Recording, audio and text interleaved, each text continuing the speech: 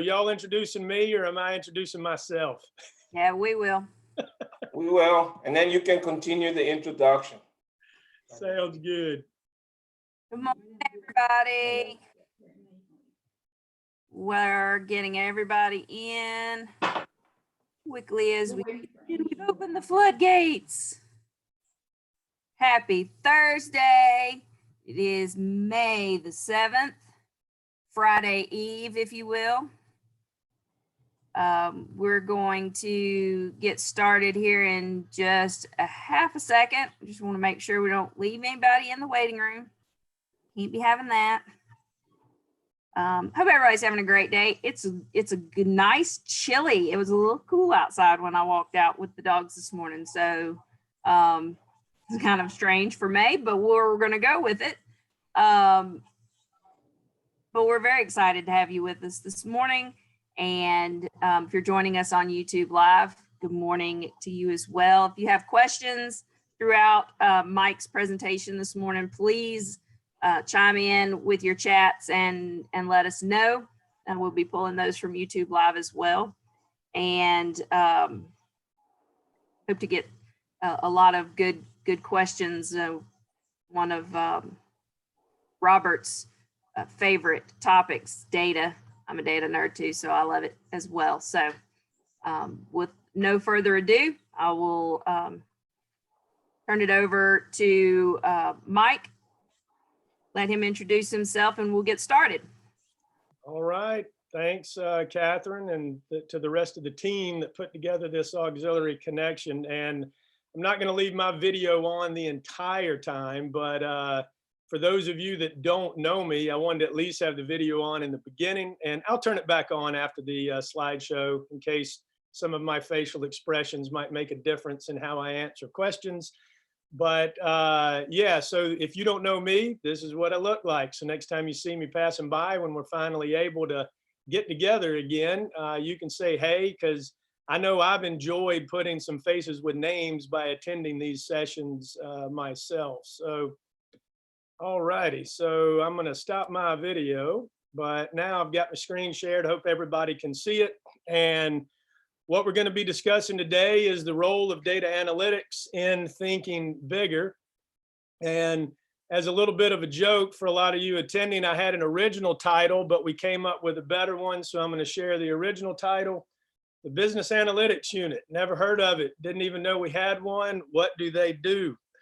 So I hope by the end of this session that you'll have a little bit better idea to the answers to these questions. And to give you just a little bit of background, we're a newer unit. Robert, as Catherine mentioned, is extremely passionate about data. He wants to leverage data to help drive the organization into better areas, to allow us to become more efficient, improve our processes. So back in July of 2019, he carved out from IT some of us that were already doing data work and officially let us become the data, or the business, I should say, analytics unit. Our topic today is data analytics. But anyway, if you don't know me, I'm very good at talking. I can talk a whole lot, so I'll try to not get too crazy during this presentation and overwhelm you. But also, I hope you like quotes. I'm one that really does. So I've sprinkled some quotes throughout this presentation as well, because essentially they can sometimes do the talking better than I can. And I hope maybe some of them will resonate with you and stick with you, and it'll be something you enjoy. So we're going to proceed on. All right. When you think of data analytics, what do you think of? Oftentimes in my conversations, people think of something like this, some kind of a chart, some kind of a dashboard that leadership might be using, or a production line manager or something like that. Others, as soon as they hear the word data, I have a much simpler chart, might actually think something like this. And believe me, this is often a very accurate representation of what goes on with data. And lastly, and I hope it's not too many of you, but many people think this. So if this is you, I hope we can get you to be a little bit more of a data nerd by the end of this and gain a little bit more interest in the topic, and we'll do our best to not completely bore you as we progress along. So let's talk real quick first. In data analytics, 2 words. Let's talk about the data part of it first. As we all know, it is everywhere. It can be a struggle to figure out how exactly are we supposed to handle it? What exactly should we do with it? And as that earlier chart showed, it can become quite overwhelming. You know, the y-axis with confusing went up based on the more data that you have.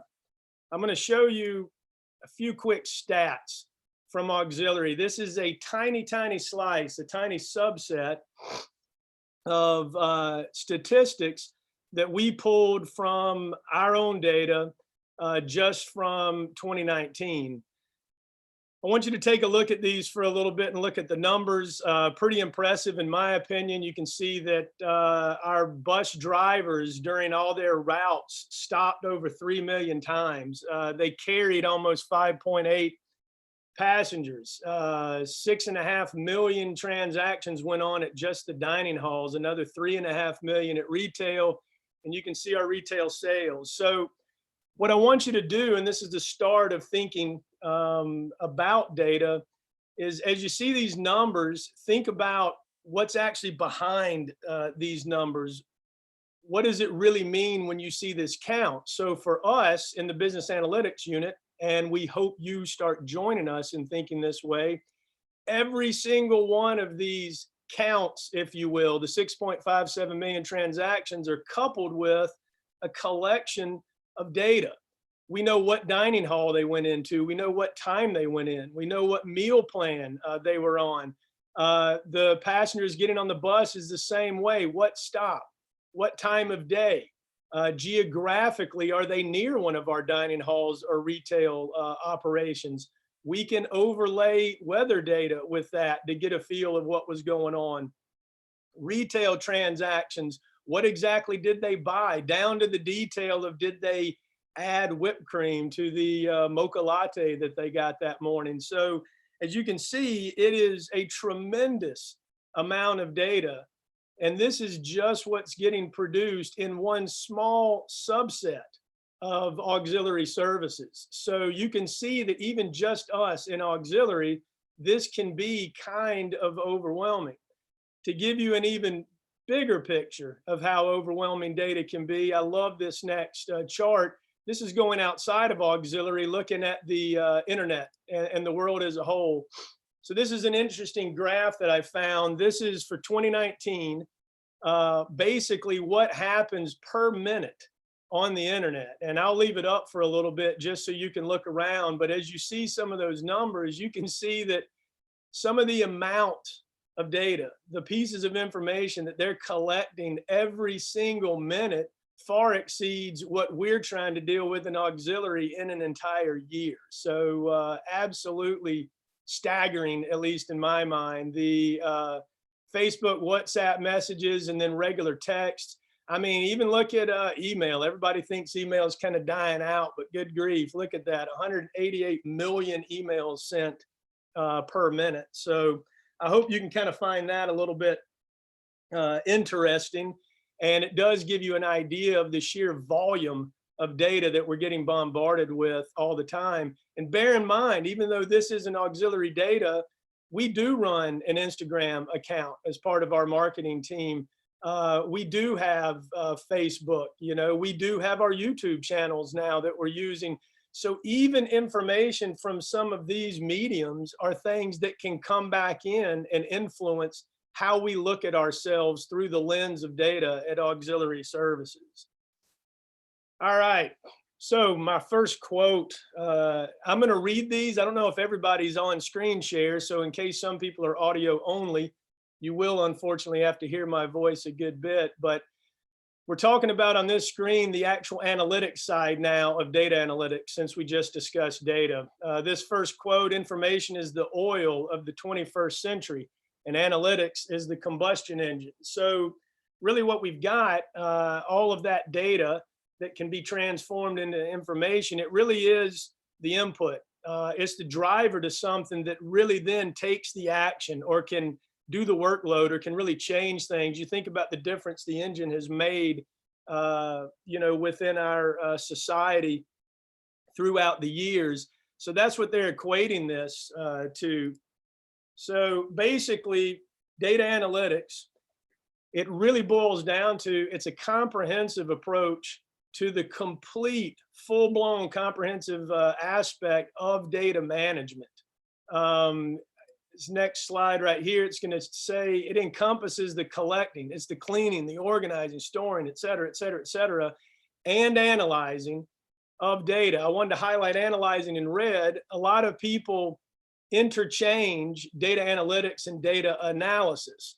And I just wanted to highlight here the analysis part, as you can see, is just one component of the overarching discipline or the field really that is data analytics. And then of course included in that are the actual tools, the underlying techniques that we utilize to try to produce good results. Those results are what most of you are more familiar with, like I showed in that very first chart when I said, what do you think of with analytics? That's the end result that then allows some further analysis to take place by utilizing these tools. Many of you are familiar with some of these tools. I'm sure everybody has opened an Excel spreadsheet at some point in time. You've heard about the different databases we have. We utilize team dynamics to capture some of this data, from help tickets to SMS in transit, as well as charter requests in transit. There's a myriad of different tools out there that we leverage as a part of this entire data analytics framework. One of the more prominent ones that we've really embraced and started using is a product called Click. So if you haven't heard of it, by all means, ask us something about it. And it's extremely exciting because it really allows for dynamic drill down, and it really allows the analysis side, once we've pulled in some data, to kind of come to life. And it really has been having a strong impact on auxiliary services. So we've touched on data. It's overwhelming, it's huge, it can be confusing, and sadly, sometimes it actually is boring. I'll go ahead and say the cleaning and the organizing part right here, I'm not a huge fan of that. But for the most part, it's extremely interesting, but there is massive amounts of it. And now we talked about the analytics. So we need this comprehensive approach to be able to manage this data. So here's the big question. Why are we doing this? Because it does seem to be such a daunting and overwhelming task. Well, our hope, one of the first ones, gain insight. Here's another good quote. The goal is to turn data into information and information into insight. We also hope to be able to create efficiencies. And this next quote, it is a personal favorite of mine. I'm going to go ahead and say that, so I might actually read it twice. I'll definitely read it once, and then maybe you can read it in your own mind to yourself again, but it's awesome. There is nothing so useless as doing efficiently that which should not be done at all. That is just awesome to me. Think back if you attended Robert's session on the continuity planning and just auxiliary as a whole, and a new mindset that we have. Robert said it just makes him cringe when he hears the phrase, that's just how we do things. What this is all about is saying, look, it's healthy to question things. It's healthy to challenge how we go about what we do. We're not doing it to be rude. We're not doing it to point out that somebody else is foolish for having thought that way, because every process we develop at some point in time, it's developed to serve a need, and it likely serves that need.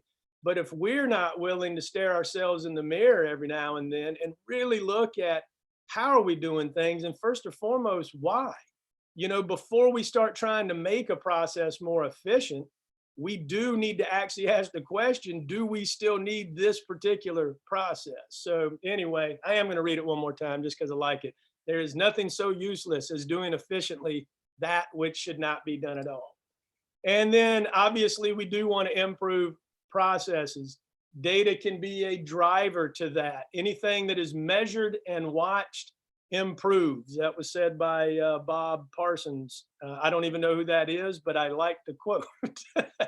So anyway, at the end of all this, data can be highly valuable in driving us to new and better places, to help us to truly take advantage of opportunities that exist, and ultimately lead us to actually making better decisions as we move along. So this gives you an idea of the why. We are talking about data analytics today. So to give you just a little bit more background, I want to move into the types of analytics. I hope this can help you yourself and even the way you might start thinking about things. So the 4 primary types of analytics, I'm going to move diagonally up this chart. We have descriptive analytics, we have diagnostic, we have predictive, and then we have prescriptive. And included with that are the questions typically that are being answered by each of these types of analytics. So the what happened, that's descriptive. Why did it happen? That's diagnostic. What will or might happen, predictive. And then how can we make it happen? Or in essence, what should I do is where we ultimately get into this prescriptive realm. Along the bottom in red, all of you can see that there are output types that you're probably familiar with that typically correspond with these different analytic types. So we're all familiar with reports. We probably see far too many of them. Reports are basically tied heavily to the descriptive. You know, it is what happened in the past. Notice as we progress up that line, hindsight is the primary thing on the what happened descriptive, and the when did it happen diagnostic. So the diagnostic, we're looking for correlations, cause and effect. Why did this possibly happen? Now we move into predictions and then ultimately recommendations. And the final part of this chart that I want to show, you can see that typically business value will go up, will increase on the y-axis over to the left as we move along this line on the x-axis, but also notice at the very bottom on the x-axis, data analytics sophistication. It takes a lot of effort. It takes a lot of work. It is hard to continue to move along that line of being sophisticated. So slightly embarrassed, but I'll say, hey, our group is young, so I will describe us maybe as not being that highly sophisticated yet. So we don't look like the Monopoly man in a top hat and a monocle at this point, but we're trying to get there. We've been going about this for 2.5, almost 3 years now. And I just circled in red, auxiliary right now, we're primarily in the descriptive and the diagnostic analytics phases, really. We are looking much more at the data we already have. It's already happened. It's in the past. We have dabbled, so I put it in a dash circle, in a little bit of predictive. And the results that we got, it was quite fascinating. It's exciting us. It's encouraging us to want to pursue this even further and to see what else we can find. In the prescriptive, we're not quite there yet. It is, I hope, in our future, but prescriptive really, if you've heard about machine learning and a lot of the artificial intelligence techniques, where using our data, it really can prescribe actions that we should take. Robert loves doing an example in presentations that I've done alongside him where he talks about prescriptive being, let's say in the dining hall, we serve bacon because everybody loves bacon, and we're studying how we're ordering bacon, the timing that we're ordering bacon, and then we're factoring in, because we're a higher ed institution, we don't run on a cycle that is equivalent to your standard retail dining operation. We will go all through the summer with very lean, almost kind of flat sales, if you will, or consumption of bacon. But then all of a sudden come August, it's like a cliff. It just jumps up through the roof because the students come back. So imagine a world where one day our data can help not just tell us, but it's telling our vendor better timings on when we're going to get things. And that vendor can ultimately go all the way to the source, back to the farmers, of saying, hey, start raising these pigs now so that they're ready for this upcoming spike, and everybody can end up being far more efficient because of the use of that. So now that you hopefully have a little bit better understanding of this comprehensive discipline, I'll say, of data analytics, and you kind of know why auxiliary is doing it and how auxiliary wants to proceed along this pathway, we kind of have our goals set out in auxiliary. We want to use analytics to move away from gut feel alone. Do please pay attention that I put alone in there, because I'm going to touch on this a little bit more. Got another quote. Most of the world will make decisions by either guessing or using their gut. They will be either lucky or wrong. And then this one always makes me laugh. It gives me a chuckle. If we have data, let's look at data. If all we have are opinions, let's just go with mine. So I think that's a pretty good one. It always makes me smile. So we're trying to really go from doing this only our gut feel, you know, only the human side of decision making. And here's one more about gut. I know the text is probably small on the bottom of this cartoon, but basically the cartoon has a steeply downward trending trend line of whatever they were measuring. And the boss is talking to the employee, and he says, it would appear, Hopkins, that your gut feel was only indigestion. So really what we want to do is, we don't want indigestion, folks. We really want to try to find a way to where instead of only following our gut feel that may end up with us needing to take some Pepto, we want to have something else that can assist us in this process of our decision making. So we want to kind of start moving away from that gut feel to becoming a data-driven organization.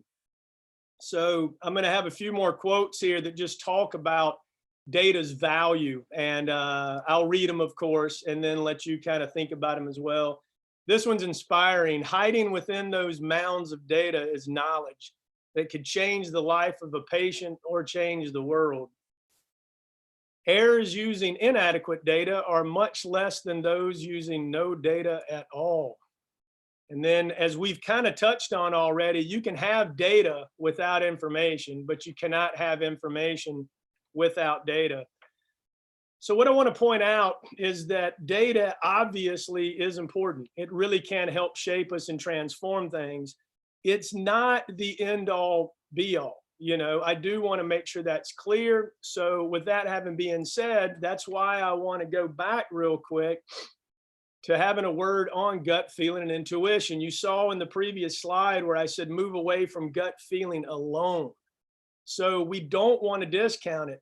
Gut feeling and intuition, they are highly, highly valuable. But what we want to do is complement our human intuition with data.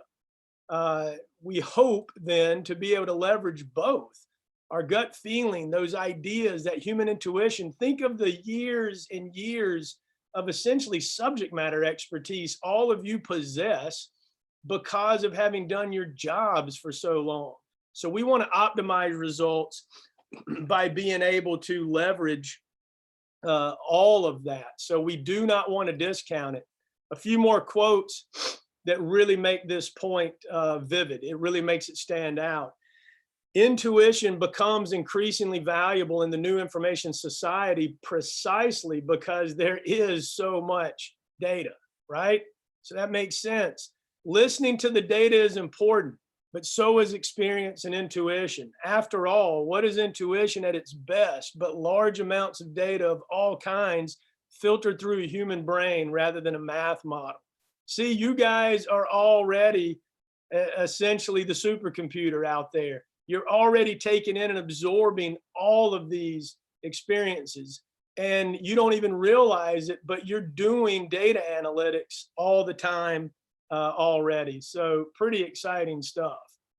So we're getting to the point now where I want to try to make it a little bit more personal so that you can understand what exactly does this have to do with me? And here's my answer to all of you. People are the very heart and soul of a data-driven organization. So that's all of you. You are the ones that can help create a data-minded culture. As you begin to appreciate what data can do, how data can improve not only the organization as a whole, but sometimes it's all right to be selfish and say, hey, data can actually help improve the process that I'm involved in. It can actually make me a better employee. I can be more efficient if I leverage what this data has to offer. Maybe I can learn something that I need to stop doing. So basically, because you're a part of our organization, you do, whether you realize it or not, shape our culture by the conversations you have, by the things that you talk about with your peers, as well as what you bring to your superiors. So you are a part of this already and maybe didn't even realize it. That's what I've been talking about for a little while. Some of you possibly might have taken ideas, brought it to a supervisor ended up bringing it to us, and a change was made that you didn't even realize you actually were responsible for initiating, all because you were thinking.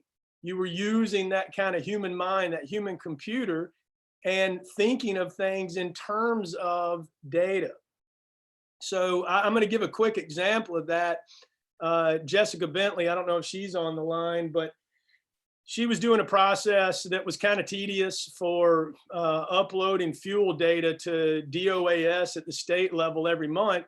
And she ended up having a conversation with Stan Lanier, a former IT employee that we had. And they were just talking about, man, this seems kind of cumbersome. Stan knew that we existed as the data group, came to me, and we took a look at it. And I don't want to put words in Jessica's mouth, but the new process is highly, highly improved. It allows her to put much more of her time into other things, even though it is just once a month, instead of doing this tedious little process. And it creates a greater amount of accuracy in the way in which we go about it. So as I said, you are a part of this.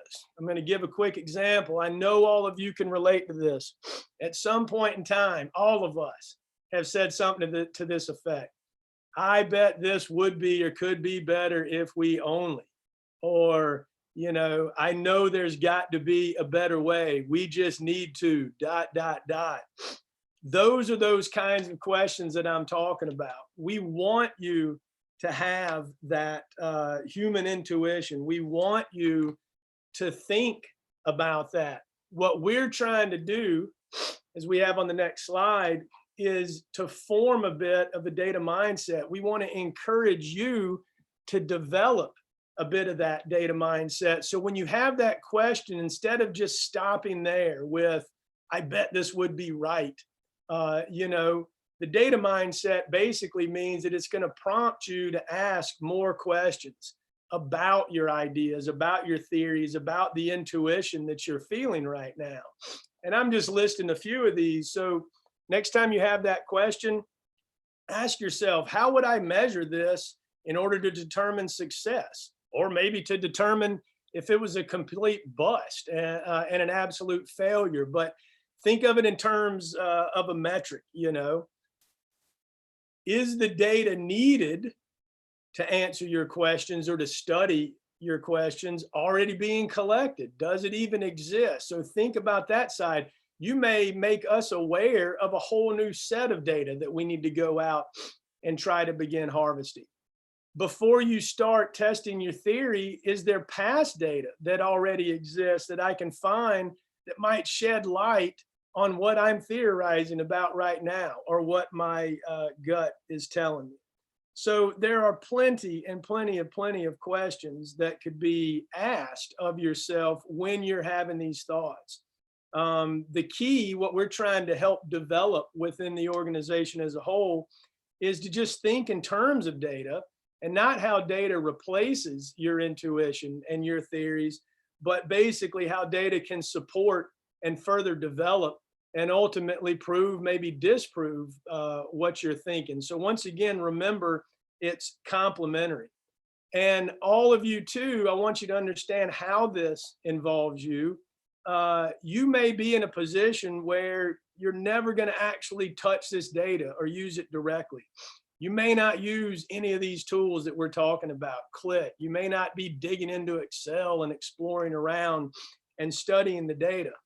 But if you start getting this data mindset and you start recognizing and thinking about the value that data can bring to the table, that right there is already making you an invaluable part of shifting and shaping the culture that we currently have into being more data minded. So I just want to make sure that everybody understands there's some of the work that we'll get to do and other colleagues that, yeah, all day, every day, we're just neck deep. I mean, we're completely buried in the data. And I don't want to confuse anybody into thinking we're trying to make everybody come, become data analysts.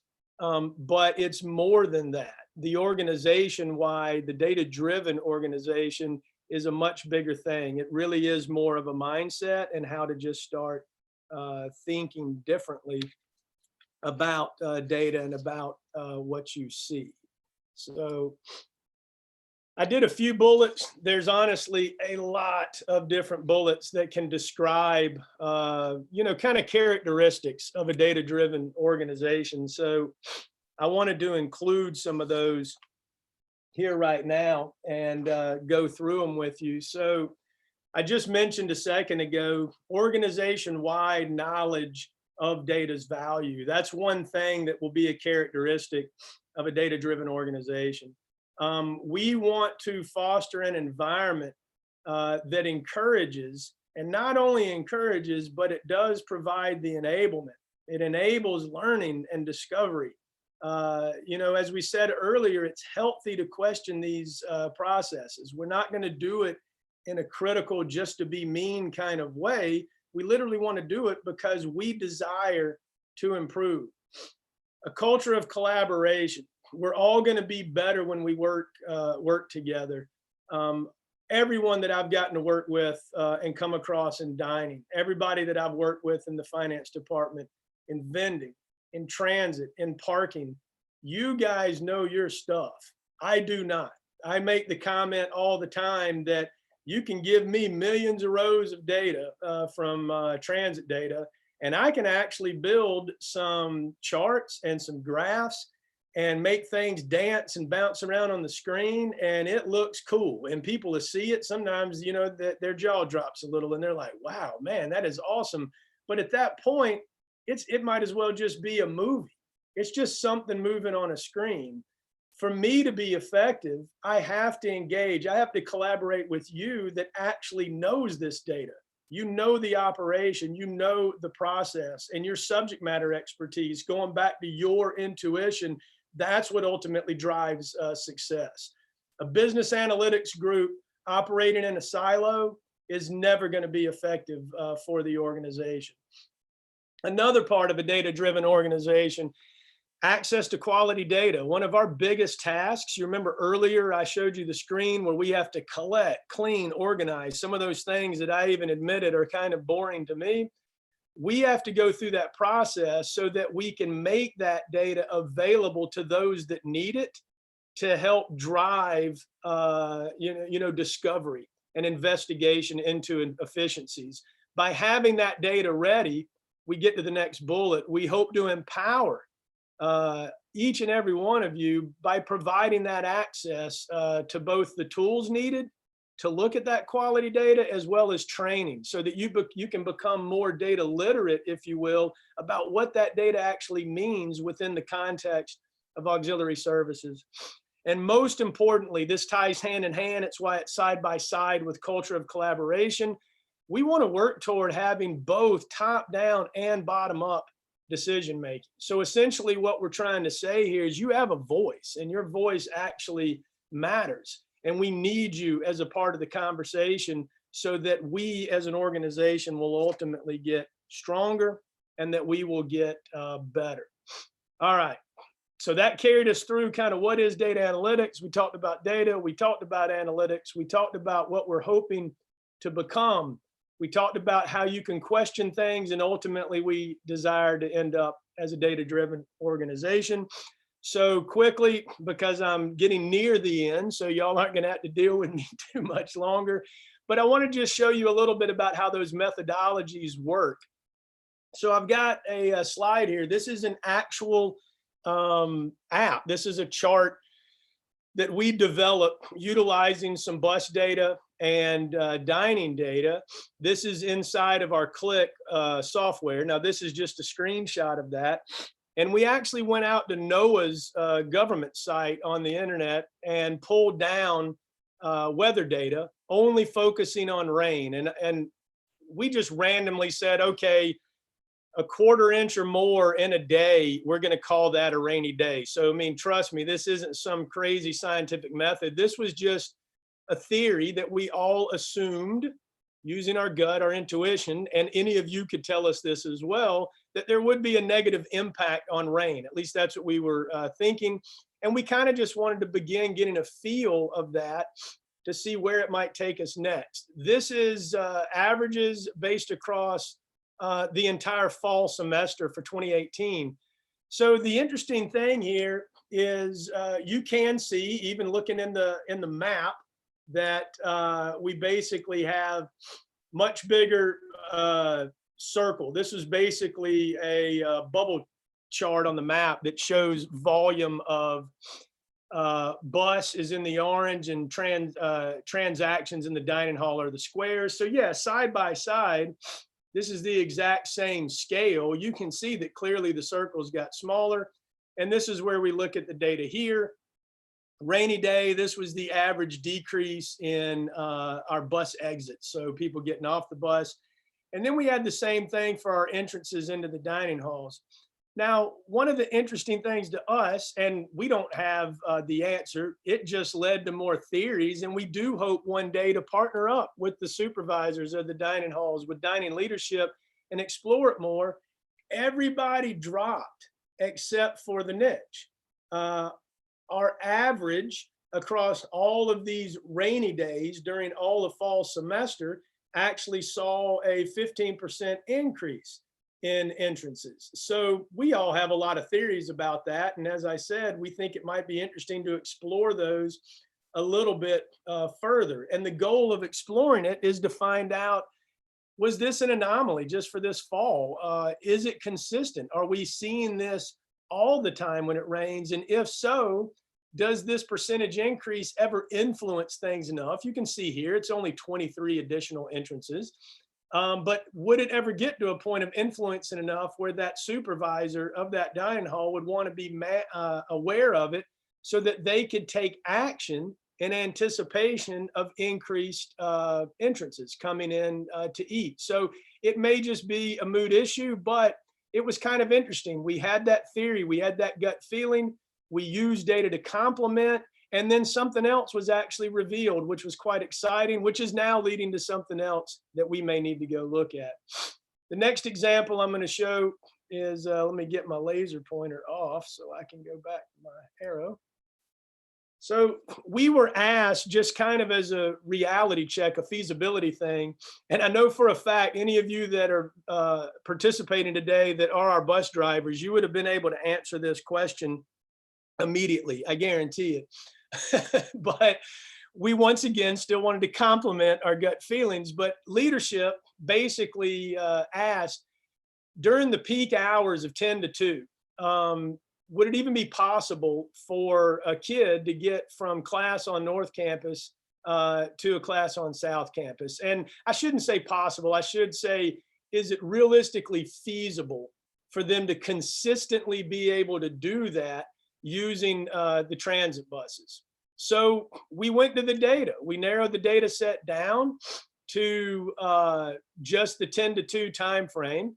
And we put our reference bar, as you can see, for 15 minutes. We put our reference bar at 20 minutes. And then just to theorize, we said, well, look, we got to factor in something for the student when class ends to get from class to the bus stop. And then after they get off the bus at their new stop, from the bus back to class. we factored in 6 total minutes, 3 minutes each way on that. But this is interesting to see the results. You can see all of the different, we basically ran from Jackson Street to getting down to Carlton Street is essentially like Adderhold. So we've got east, west, north, south, and you can see where they landed. One thing that based on gut feeling that threw everybody off, which we did find interesting, everybody in that room when we were having the discussion would have bet money that the Tuesday, Thursday average was going to be huge compared to the Monday, Wednesday, Friday, because so many students try to schedule classes that way. And what was interesting is they're not that different. As you can see, the blue is the Monday, Wednesday, Friday, and the red is that. So this is yet another thing of kind of taking a theory, looking at the data, complementing, producing a result, and it gives us something to present, analyze, and then, as usual, leads to even additional discussion. So before I leave here, I want to just comment quickly on a few other success stories, just so you can have an idea of the impacts data has. We looked at process for charter blue sheets, as the transit folks call them, and the charter billing process.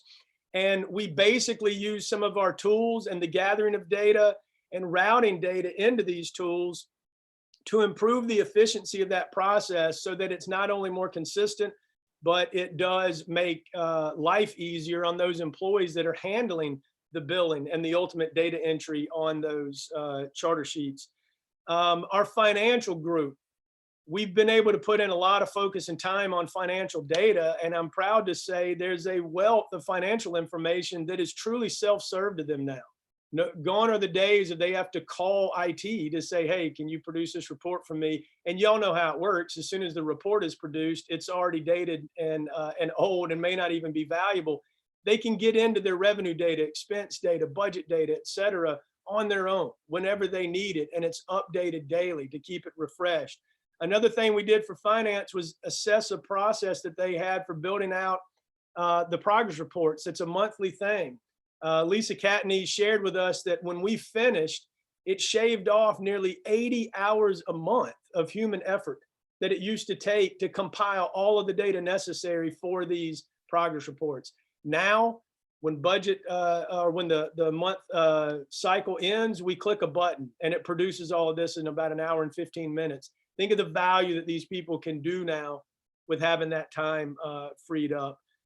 We worked with dining when the consultant was here this year to put the data into one of our tools so that it was much more hands-on and readily available for when the consultants might have had other questions. So really, those are just a few small examples. There's many, many, many more examples that I could give, but also what we're excited about, there's gonna be many, many, many more examples yet to come. So with that, I want to give you a few final thoughts, and we can then get into the Q&A. One more final quote. Numbers have an important story to tell. They rely on you to give them a voice. I love this one. That's why I wanted to end on it, because as I said, a data-driven organization is you. You power it, you fuel it. And of course, it goes without saying, I can't stop without putting this one up there. Think bigger. Okay, so I'm going to go to a slide. I want to let you guys know how you could reach us. We have some key data liaisons, if you will, that are operating within the units. If you want to talk to some of them or come straight to us, you can, but I wanted you to at least quickly know who they are. In finance and accounting, we've got Daryl Heelan. In dining, we've got Debbie Chandler. Transit, we're beginning to work right now with Whitney, Larry, and Thomas. So keep those names in mind, but really, you can always reach out to us. You can talk to your supervisor. You can get a hold of them. And then finally, here we are. So the business analytics team at this point, there's only 3 of us, so bear with us. I want to make one final statement. If you have these great ideas, don't get frustrated if they can't get acted on immediately. There are only 3 of us, and we've given you a little bit of a glimpse into the millions upon millions of rows of data and everything else that we are trying to do. So with that, I'm going to stop my screen share, and I will turn my video back on, just in case some of you folks want to see my wacky face. And it is now open for any kind of questions, anything like that. I see Robert's here. I've got plenty of my other colleagues. If you guys would like to hear some examples of how data has been transformational to them personally. So really, I guess, Julia, Catherine, lay some questions on there, and whoever's best fit to answer it, we will do it. There were a lot of speculations and comments also about the rain. When you mentioned that, everybody was theorizing. Hey, but that's good. Yeah. Paige from Bolton asked, when Bolton is down due to rain, are Chick-fil-A and the other retail locations more busy? Absolutely great question. And unfortunately, we haven't done the retail side of that yet. We did that first little look at just the dining halls and bus stops that were near those halls. But yes, we are getting very close, I'm going to put it that way, in partnering and working with Debbie Chandler to having our retail transaction data kind of pulled together in that quality format that we mentioned, so that we can really start leveraging it. So Paige, hang in there. Good data stuff from our retail is coming extremely soon. I'm going to give Robert a chance to unmute. I think he wanted to comment. Jump in, my main Think Bigger mentor. Go ahead. Oh, there we go. No, can you guys hear me now? Yes. Good.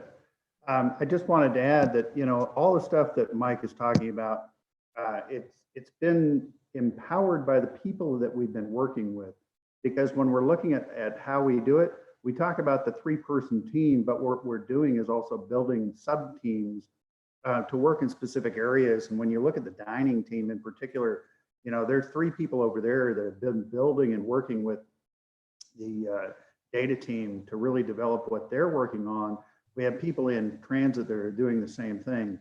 So we have the 3 core people that are helping us really develop, and we're expanding into that and really tapping into people who have an interest in data to be able to go to that next level and really bring in more and more.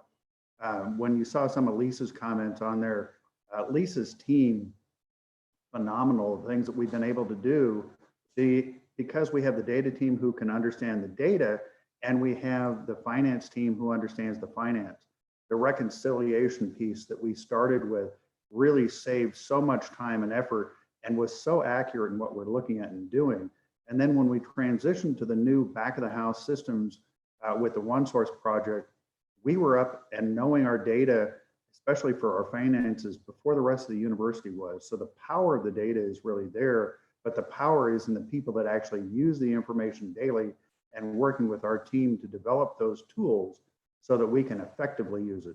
Because when you're looking at this, one of the biggest problems that you have is either you're overwhelmed because there's so much data out there, or you start looking at ways to use the data and it makes you look so impressive because you understand what data you have and how you're utilizing it. So great presentation, Mike.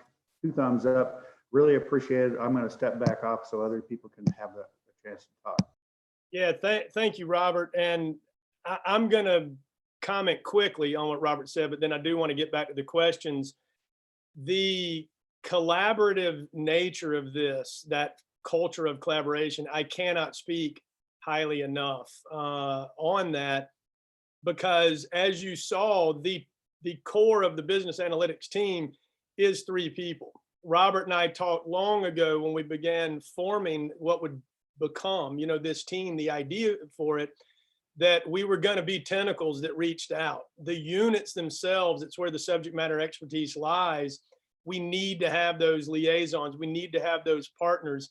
And yeah, this success is because of everybody beginning to get excited about this and everybody honestly collaborating and truly working together. So I do hope, yeah, that it didn't bore anybody and got you yawning, because I know I'm a data nerd, but it actually is very exciting thing. So I just wanted to leave it at that.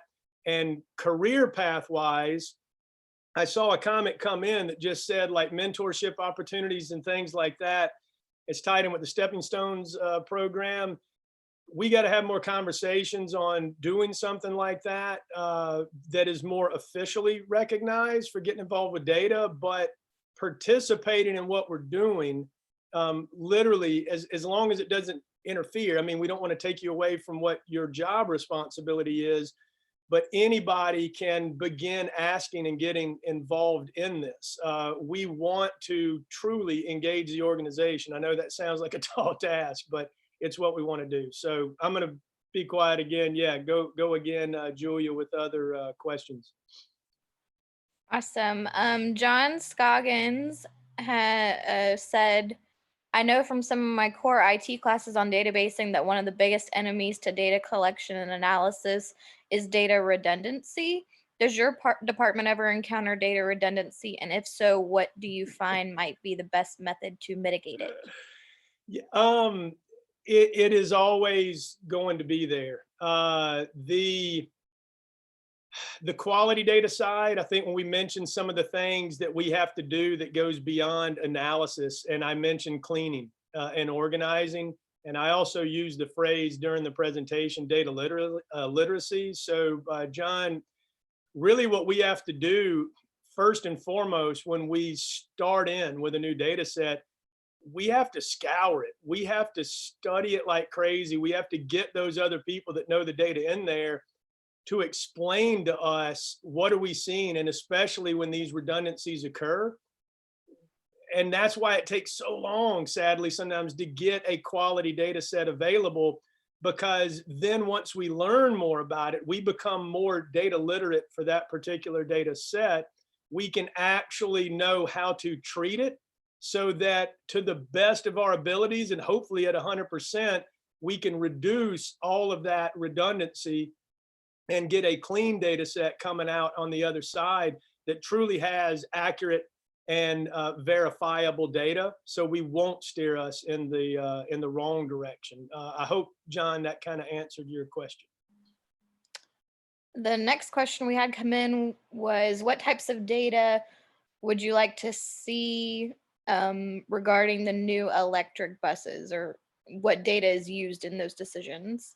Yeah, we're excited on exploring what's going to be available to us. We've gotten to take a look at a little bit already. So there's things like how much of the brake regeneration was going back into charging the batteries.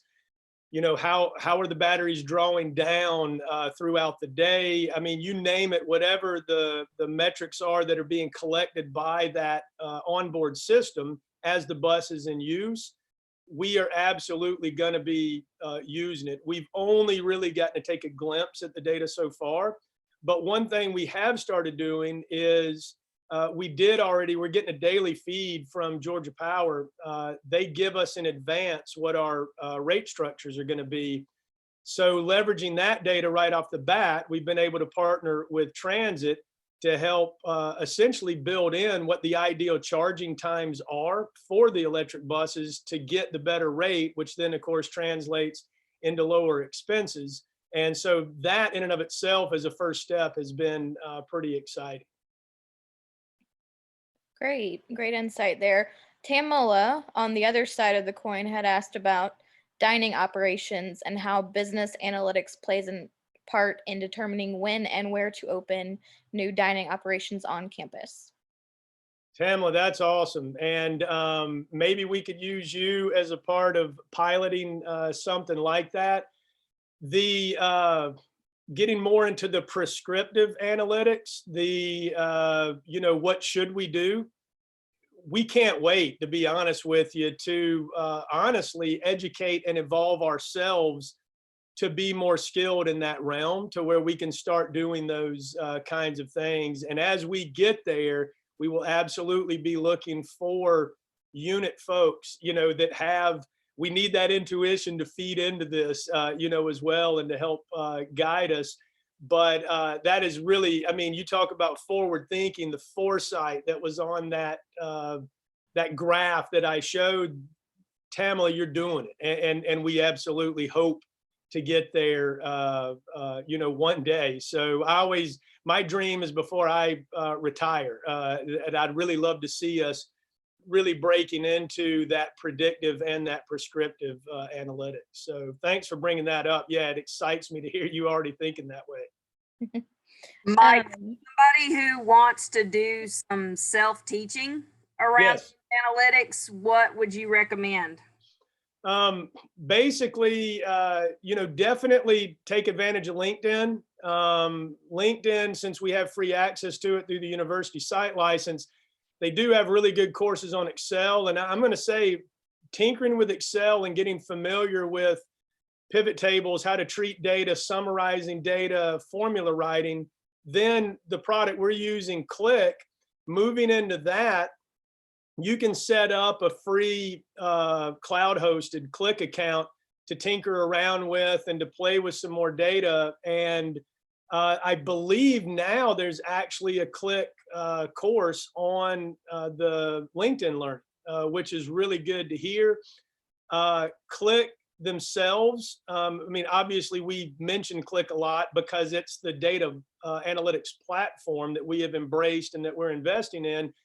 Go to Click's website, and it's QLIK, not CLICK. It's just a play on the word, but they have a lot of just kind of free educational type courses. They have a whole sequence on data literacy that you can read about. And they have sample apps and things too, that if you really want to get into it, you can figure out how to use. And then of course, there's us. I mean, come hang out with us, you know, let us know you want to meet up and talk shop a little bit. You know, if you're getting excited about it, we're excited about it, and we'll do everything in our power to steer you into that direction. And ultimately it could lead to one of these licenses that we have for Click. You may be a part of having one of those licenses, and you might be a license holder. And then you could do far more, you know, directly with the data that we're producing. But I do want you to know all the data that we're producing and trying to make it accessible. It can be utilized in Excel also. It can be used in many, many different systems. So don't not ask. I'll leave it at that.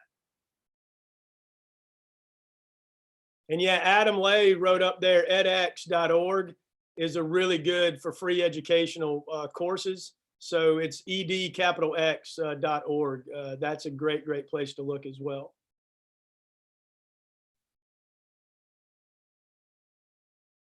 We have a few things coming in right now, so I'm just trying to make sure we see everything. Somebody did ask if there's data already for foot traffic on campus. We do not, well, Yes and no. kind of, yeah. There, I mean, Robert has been able to get us some access to data that's based on the entrances and the flow of foot traffic. I think it's going in and out of Tate. And then of course, and we have a sense of who's coming into the dining halls because of the entrances, you know, to come in and actually eat. For lockdown buildings, we have partnerships with FMD, Facilities Division, and specifically their access control center. So when people are actually having to swipe or touch to get in with the new card technology. So it's not comprehensive yet. You know, we don't have anything that is full-blown campus wide, but one day we do hope to get there. We're identifying, I mean, trust me, we're identifying exciting data sources faster than we can possibly begin to even keep up with them, which is, once again, I'm going to throw it back out there with you guys. If you have these ideas and you even think you know where you could get it, even if it's a subset, get your hands dirty. That's really all I could encourage you to do. And then you might even be able to lay the groundwork for something we could pick up and then together run with it with you. Mike, can you speak to what are some of the sources of the data that you use? We got about 30 seconds left, so. Oh, goodness. All right. Well, and if we need to stay a little long, I'm always happy to, but we are getting core financial data already. The synchromatic system on the buses, that's what's tracking the offloads, onloads, the locations, the GPS points. We're getting feeds from all of that. We are getting all of the dining transaction data, both from campus card usage to get in meal plan, the iris cameras, as well as all of the retail dining. Oh man, there's Food Pro data. There's all of the data for vending. There is the, as we just mentioned, the access entrances, the access control data. Really, if it's a major system that you're even aware of on campus, if we're not getting it already, it's probably already on our to-do list. Like all of the new the Park Mobile pay stations, we're getting feeds of that so that we can use it for reconciliation for the people that are paying to park using that system based on the deposits that are going in, on and on and on. So there's flex data from parking, man. I mean, there's banner data. So anyway, you get the idea. I could probably rattle those off for a good hour, I think. But core data sets, I want everybody to know, we are working with them. Our big push right now that we're doing, and David Akers, I can't speak highly enough about him, what he's working on is going through that process of the cleaning, organizing, and getting a quality data set spit out on the other end, because one of our biggest goals in this data-driven organization is the access for discovery, you know, and the self-service. We don't want to be a bottleneck. It's the last thing in the world that the business analytics unit wants to be. So. Awesome. Well, thank you. Thank you, Mike. We really appreciate, you know, from one data nerd to the other. Yeah, I forgot HR data, Catherine. We're starting to dig in on that and showing great promise. So I know we had a meeting of the minds the other day. That was wild. It's a little scary, yes, but it's going to be awesome. So. Good deal. Well, I hope when we all get back together, our offices are in Joe Frank as of right now. And I'm dead serious. Swing in. I mean, just come by and kind of nerd out and talk shop. Robert and I, it will be the end of the day and the conversation will start by Robert saying, Mike, you need to leave. And what happens often is it takes us about 10 minutes to wander down the stairs to just get to the parking lot. And then we just hang out for another half an hour to 45 minutes in the parking lot doing all this discussion. And we don't mind because it actually is fun. It's not trying to impress the boss or anything else. We literally sit there and kind of get excited. So we're happy to do this with any and all of you, you know, honestly, even if it's outside of normal work hours, because ultimately, we know for a fact it's going to make us better. It already has, and it's going to continue down that pathway. Absolutely. Oh, you know, Robert raised his hand. I think we're going to finish with him chiming in on one more thing. I just want to mention, because Mike, you were talking about all the data sources that we have, that we're actually creating a data library. So we have one place for everybody to go and pick up the same data. So we're not looking at different data points that we're pulling from, that we're consistent, that we have one place, and it's going to make it much easier going forward to make sure that we always have that one area we're pulling data from. Yeah, good point, Robert. And Catherine, I'm going to throw this out there. If people are interested, let them give feedback. Now that they understand kind of what we're all about and what we're trying to do, if it would help, I'm happy to, I mean, it would be a little bit more technical and a little more nerdy, but I'm happy to arrange and coordinate with you guys to do another session at some point that does give a little bit more of a peek behind the curtains. You know, we can do what Robert just said, is show what Robert said. Here's this data library. Here's kind of how it's going to work. This is the way you would get access. Here's what Click looks like, you know. So I know Debbie did a session that was a little more like a training on some Excel, you know, techniques, just explaining the back end side of our environment a little bit more. Absolutely happy to do that too, because I knew I could not fit that in today. So. Oh yeah, once we get started, it's hard to stop with yes, the data. The data just flows and flows and flows, and yeah, it's hard. All right, so yeah, kind of if people respond well, you just let me know. Absolutely happy to do that. I'll get David, Adam, Daryl, the rest of them involved, and they can even drive and present parts of that since they're right in the thick of it with us already in these partnerships. Fantastic. Two little pieces. One is that if you have Excel files, they drop into Click really easily. And then Click can do so much more, taking that data and doing different things with it. But also when we're looking at it, in the past, we had to go and request access to the different data sources to be able to pull in that into even an Excel spreadsheet so we could make reports.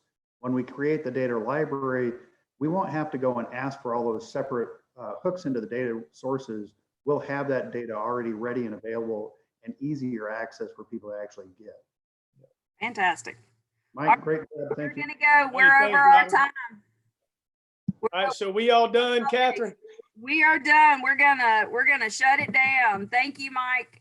Thank you, Robert. And thank you everyone for joining us this morning.